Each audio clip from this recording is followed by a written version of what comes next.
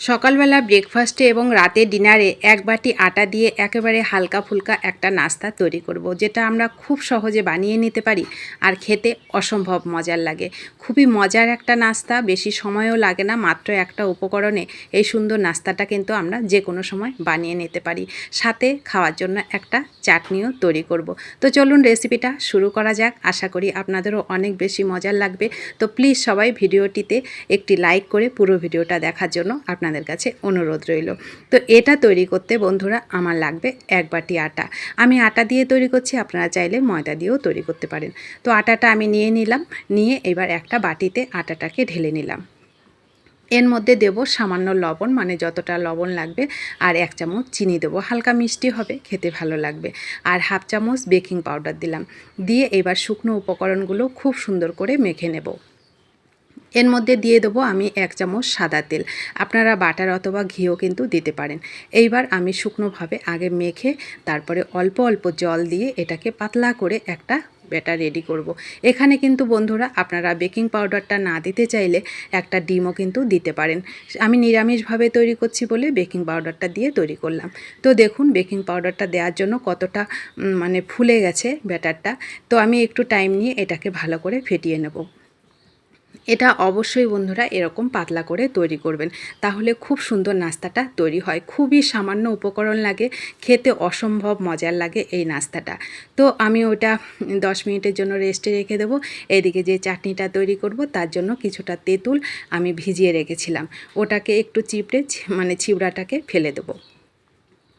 তো ছিবড়াটা ফেলে তেঁতুলের কাঠটাকে নিয়ে নিলাম। উনুনে একটা কড়াই বসিয়ে তারপরে কাঠটাকে দিয়ে দিলাম, পরিমাণ মতো লবণ, হলুদ আর একটুখানি লঙ্কার গুঁড়ো আর চিনি দিয়ে দিলাম। চিনিটা আমি বলে দিলাম না, আপনারা যেমন মিষ্টি খাবেন সেরকমই দেবেন।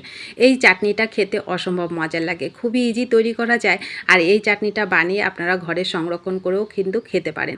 চিনিটা মেল্ট হওয়া পর্যন্ত আমি এটাকে ভালো করে ফুটিয়ে নিলাম। নামানোর আগে একটুখানি ময়দা গুলে এর মধ্যে দিয়ে দিলাম, তাহলে বেশ চাটনিটা ঘন ঘন হবে, খেতেও ভালো লাগে। তো রেডি হয়ে গেল, এটাকে আমি নামিয়ে নেব। আর এদিকে আবার উনুনে কড়াই না বসিয়ে এবার একটা তাওয়া বসালাম, ওটাকে ভালো করে গরম করে তারপরে একটু তেল ব্রাশ করে দিলাম। ব্যাস, এইবার 1 হাতা করে ব্যাটার আর একটু ফেটিয়ে ওর মধ্যে দিয়ে দেবো। দিয়ে 1 মিনিটের মতন এটাকে আমি ঢেকে রাখবো। 1 মিনিটের মতন ঢেকে রাখলে আটাটাও সেদ্ধ হবে। আর দেখুন কত সুন্দর নাস্তাটা তৈরি হয়ে গেল। এই নাস্তাটা খেতে অসম্ভব মজার লাগে। চাটনিটা একটু ঝাল ঝাল আর এটা একটু হালকা চিনি দেওয়া হয়েছে, একটু মিষ্টি মিষ্টি লাগে, অসম্ভব মজার একটা নাস্তা। তো দেখুন আমি একইভাবে সমস্ত নাস্তাগুলো তৈরি করে নিচ্ছি।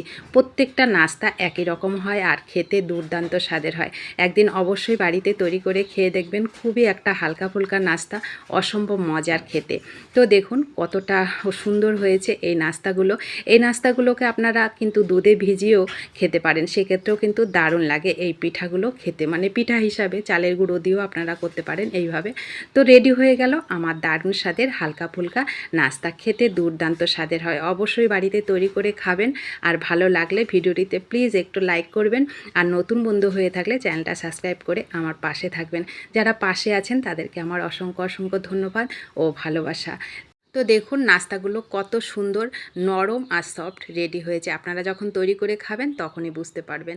ভালো লাগলে অবশ্যই কিন্তু একটু শেয়ার করবেন আর কমেন্ট করতে ভুলবেন না কেমন লেগেছে এই সুন্দর নাস্তাটি আপনাদের কাছে। তো সকলে ভালো থাকুন, সুস্থ থাকুন। এই ছোট্ট রেসিপিটা অবশ্যই বাড়িতে তৈরি করে খাবেন আর পরিবারের সবাইকে খাওয়াবেন।